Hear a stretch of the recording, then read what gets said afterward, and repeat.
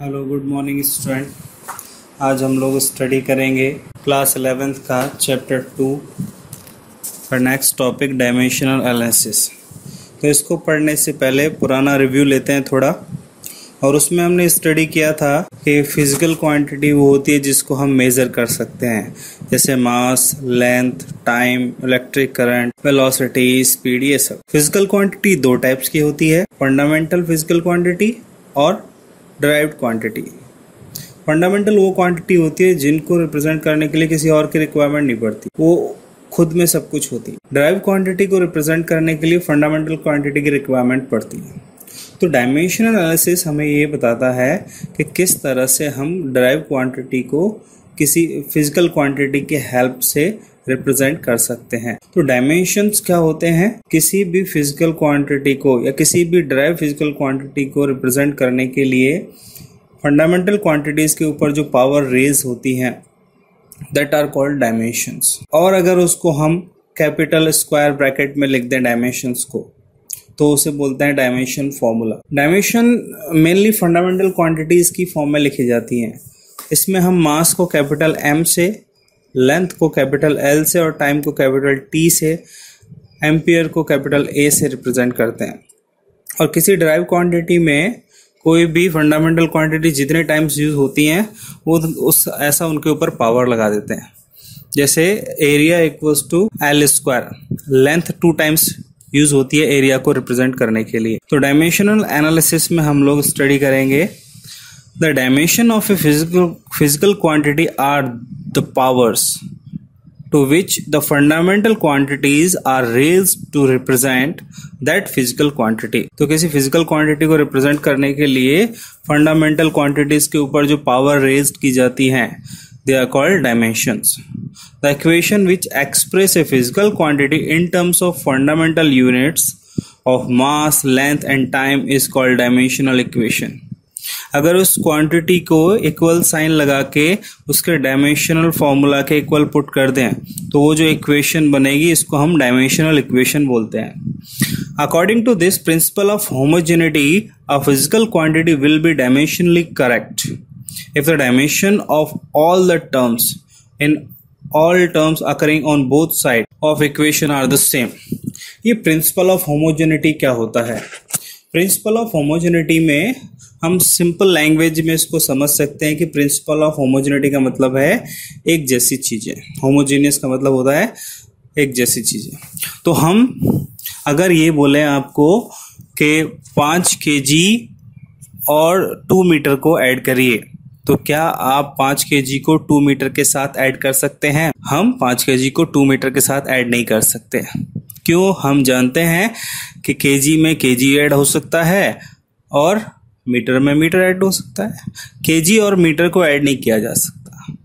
तो ये हमने बेसिक रूल बना दिया कि ऐसी क्वांटिटीज को ऐड कर सकते हैं जिनका नेचर सेम हो, जिनका यूनिट सेम हो, हम सिर्फ उन्हीं को ऐड कर सकते हैं या सबट्रैक्ट कर सकते हैं। यही प्रिंसिपल ऑफ होमोजेनिटी है। अगर एक क्वांटिटी है और उसके सामने प्लस करके 2 या 3 टर्म्स लिखी हुई हैं तो उन सभी टर्म्स का dimension formula, dimensional equation same होना चाहिए, तभी तो वो ऐड हो सकती हैं। सो प्रिंसिपल ऑफ होमोजेनिटी है वी कैन ऐड और subtract only those physical quantity which has same dimension और same units. Main use of dimensional analysis. तो डायमेंशनल एनालिसिस की हेल्प से हम कुछ चीजें फाइंड आउट कर सकते हैं और ये इस पे बेस्ड क्वेश्चन एग्जाम्स में आता है। तो हम क्या क्या कर सकते हैं? There are 3 main uses of the dimensional analysis। 3 use हैं इसके। To convert a unit of a given physical quantities from one system of unit to another system of unit for which we use। तो एक formula है जो हम use कर सकते हैं एक सिस्टम ऑफ यूनिट से दूसरे सिस्टम ऑफ यूनिट में कन्वर्ट करने के लिए। हम ऑलरेडी सिस्टम ऑफ यूनिट्स पढ़ चुके हैं। There are 3 system of units, FPS foot pound second, CGS centimetre gram second और MKS मीटर किलोग्राम सेकेंड। तो अगर हमें एक सिस्टम से दूसरे सिस्टम में कन्वर्ट करना है तो हम ये फॉर्मूला यूज करके कन्वर्ट कर सकते हैं। N2 है सेकेंड यूनिट में जो नंबर है, N1 जो गिवन आपको सिस्टम ऑफ यूनिट दिया हुआ है उसमें उसका वैल्यू कितना है, m1/m2 L1 की पावर a, L1/L2 की पावर b एंड T1/T2 की पावर c। ये फॉर्मूला हम लोग यहाँ यूज करेंगे और इसकी हेल्प से हम एक सिस्टम से दूसरे सिस्टम में कन्वर्ट कर सकते हैं। सपोज अगर हमें ये दिया हुआ है 5 kg equals to how much gram, तो 5 kg ये किस में दिया हुआ है, MKS में, मीटर किलोग्राम सेकंड, और हमें किस में फाइंड आउट करना है, ग्राम में। N1 कितना है 5 और N2 फाइंड आउट करना है। N1 है 5, तो जो N1 है वो MKS सिस्टम है, तो यहाँ M1 की जगह आएगा kg, M2 की जगह आएगा ग्राम, यहाँ आएगा मीटर और यहाँ आएगा सेंटीमीटर, ये दोनों में सेकंड आएगा।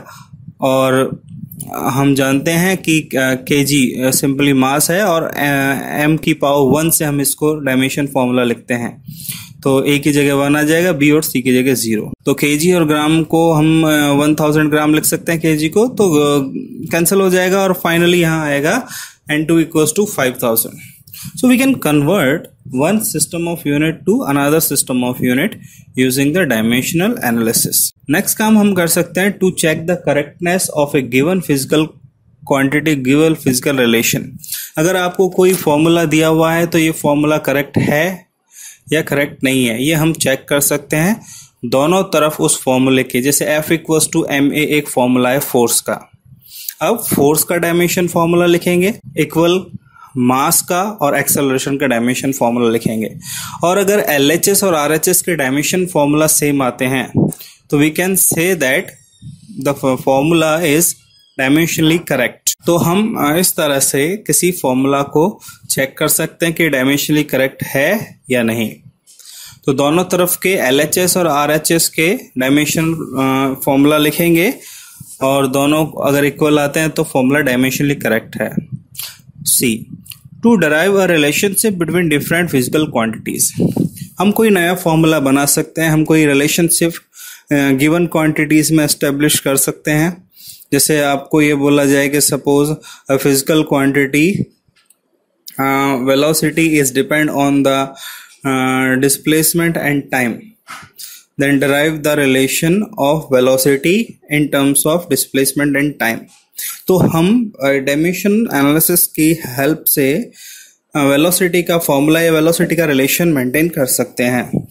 अगर हमें ये पता हो कि ये कोई फिजिकल क्वांटिटी और इन क्वांटिटीज पे डिपेंड करती है तो हम उन क्वांटिटीज के बीच में एक रिलेशन यहाँ पे एस्टेब्लिश कर सकते हैं। Advantage of dimensional analysis, dimensional equation are used to validate the correctness of a physical equation. तो कोई भी इक्वेशन है उसका करेक्टनेस हम चेक कर सकते हैं। Dimensional equation are used to derive correct relationship between different physical quantity. तो डिफरेंट फिजिकल क्वांटिटीज के बीच में एक रिलेशनशिप मेंटेन कर सकते हैं। And dimensional equation are used to convert one system of unit to another. एक सिस्टम ऑफ यूनिट से दूसरे सिस्टम ऑफ यूनिट में हम इनको कन्वर्ट कर सकते हैं। Dimensional equation are used to find the dimension of a physical constant. तो कोई कांस्टेंट है अगर फॉर्मूला में तो उसका डायमेंशन फॉर्मूला हम लोग फाइंड आउट कर सकते हैं डायमेंशनल इक्वेशन से। सपोज एक फॉर्मूला है F equals to G m1m2/r², जो कि ग्रेविटेशन फोर्स का फॉर्मूला है। इसमें कैपिटल G का डायमेंशन फॉर्मूला हम फाइंड आउट कर सकते हैं डायमेंशन एनालिसिस से।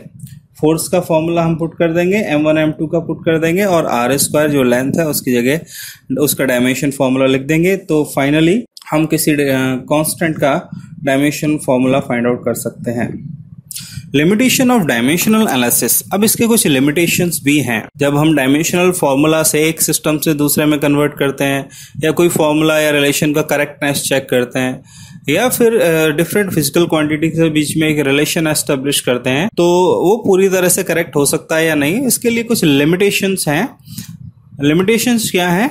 Number 1, dimensional analysis has no information on dimensionless constants. तो डायमेंशनल लेस कांस्टेंट के बारे में कोई इंफॉर्मेशन नहीं मिलती। अगर कोई फॉर्मूला है जिसमें कांस्टेंट आ रहा है तो वो फॉर्मूला करेक्टली एस्टेब्लिश नहीं हो सकता। हम कांस्टेंट का नहीं पता लगा सकते डायमेंशन से। If a quantity is dependent on trigonometric और exponential function this method can not be used. अगर कोई रिलेशन है जिसमें trigonometric function exponential function use होते हैं तो वो रिलेशन यहाँ से मेंटेन नहीं किया जा सकता, ये मेथड वहां यूज नहीं कर सकते। In some cases it is difficult to guess the factor while deriving the relation connecting two or more physical quantity. So in कुछ cases में it is difficult to guess the factor while deriving the relation connecting two or more physical quantity. तो दो और दो से ज्यादा physical quantity को जब कनेक्ट करते हैं तो कुछ फैक्टर्स को हमें अज्यूम करना पड़ता है, गैस करना पड़ता है। This method can not B use in an equation containing two और मोर variable with the same dimensions. तो ये इस हम मेथड को यूज नहीं कर सकते जब हम किसी इक्वेशन में दो और दो से ज्यादा वेरिएबल हैं जिनका डायमेंशन फॉर्मूला सेम है, तो हम उनको इस मेथड से डराइव नहीं कर पाएंगे। It can not be used if the physical quantity is dependent more than 3 unknown variables. अगर कोई फॉर्मूला है और उसमें 3 से ज्यादा क्वांटिटी पे वो रिलेशन डिपेंड करता है, तो इस मेथड के थ्रू हम उन क्वांटिटीज में रिलेशन एस्टेब्लिश नहीं कर सकते। तो हम सिर्फ वही रिलेशन या वही फॉर्मूला बना सकते हैं जिसमें 3 फिजिकल क्वांटिटीज पे वो डिपेंड करता है। This method can not B use if the physical quantity contains more than 1 term, से सम और डिफरेंस ऑफ 2 टर्म्स। तो इस मेथड से हम वो फॉर्मूला एस्टेब्लिश नहीं कर सकते जिसमें कोई क्वांटिटी 2 या 2 से ज्यादा टर्म्स पर डिपेंड करती है। ऐसे एक इक्वेशन है, इक्वेशन ऑफ मोशन का S equals to ut plus half at square. तो ये रिलेशन यहाँ पे मेंटेन नहीं कर पाते जिनमें प्लस और माइनस आ जाता है बीच में। इसके बाद हम लोग लेते हैं सिग्निफिकेंट फिगर। सिग्निफिकेंट फिगर क्या होता है स्टूडेंट? कोई भी मेजरमेंट में वो फिगर या वो वैल्यू जो अपना सिग्निफिकेंस शो करती है, जिसका इंपॉर्टेंस शो होता है, that are called significant figure. Significant figure के लिए समझने के लिए हम एक एग्जांपल लेते हैं। मान लो हम सब्जी खरीदने के लिए जा रहे हैं और हमारे पड़ोसी ने हमसे बोला, हमारे एक पड़ोसी ने बोला कि मेरे लिए 2 दर्जन केले ले आना। दूसरे पड़ोसी ने बोला मेरे लिए 4 डजन केले ले आना। थर्ड वाले ने बोला 5 डजन केले ले आना। तो हमने वो चीजें याद कर ली कि 2, 4 और 5 इतने डजन केले हमें लाने हैं। तो 2, 4 और 5 these figures, these digits are significant। क्यों? क्योंकि डजन तो सब में है। तो अगर हम 2, 4 और 5 को याद कर लेंगे तो हमारा काम बन जाएगा। अगर डजन याद रहा और ये भूल गए हम 2, 4, 5, तो हम एक्यूरेट चीजें नहीं ला पाएंगे। तो हम ये कहना चाह रहे हैं कि किसी भी मेजरमेंट में वो डिजिट्स जिनका सिग्निफिकेंस हो, हालांकि डजन भी इंपॉर्टेंट है पर मोर सिग्निफिकेंस किसका है? ये डिजिट 2, 4, 5 का। So these digits are called significant figure. अब जैसे हम कोई मेजरमेंट कर रहे हैं 100 kg में हो रहा है, जैसे 500 kg, उसके बाद 700, फिर उसके बाद 800, तो इसमें सिग्निफिकेंट फिगर कौन सा है? 5, 7, 8, बिकॉज 100 तो सब में है। तो 100 का इतना सिग्निफिकेंस नहीं है जितना कि फर्स्ट डिजिट का है। तो सिग्निफिकेंट फिगर, तो कोई भी मेजरमेंट में कितने सिग्निफिकेंट फिगर हैं या कौन कौन से सिग्निफिकेंट फिगर हैं होते हैं, उसको फाइंड आउट करने के लिए कुछ रूल्स हैं। उन रूल्स को हम इस टॉपिक में ऑब्जर्व करते हैं। For counting of significant figure rules are as all non zero digits are significant figure. तो जितने भी नॉन जीरो डिजिट, हमने कोई मेजरमेंट किया, किसी चीज को नापा और वो आ गया 545, 545, तो इसमें कितने सिग्निफिकेंट फिगर हैं? तीनों, 545 तीनों। तो all non zero digits are significant figure. तो जितने भी नॉन जीरो डिजिट्स होंगे वो सब सिग्निफिकेंट फिगर होते हैं। All zero between 2 non zero digits are significant figure. तो जितने भी जीरो हैं, देखिए नॉन जीरो डिजिट तो सारे सिग्निफिकेंट होते हैं, चाहे डेसिमल के पहले हो, डेसिमल के बाद हो, कहीं भी हो। अब बाकी के रूल्स में हम सिर्फ जीरोस के बारे में बात करेंगे कि कौन से जीरो सिग्निफिकेंट होते हैं और कौन से जीरो सिग्निफिकेंट नहीं होते। So all zero between 2 non zero digits are significant figure. तो ऐसे जीरो जो 2 नॉन जीरो डिजिट के बीच में आ रहे हैं वो सिग्निफिकेंट होते हैं। जैसे 1009, 1009, तो ये जो 2 जीरो हैं, नॉन जीरो डिजिट तो सिग्निफिकेंट है ही।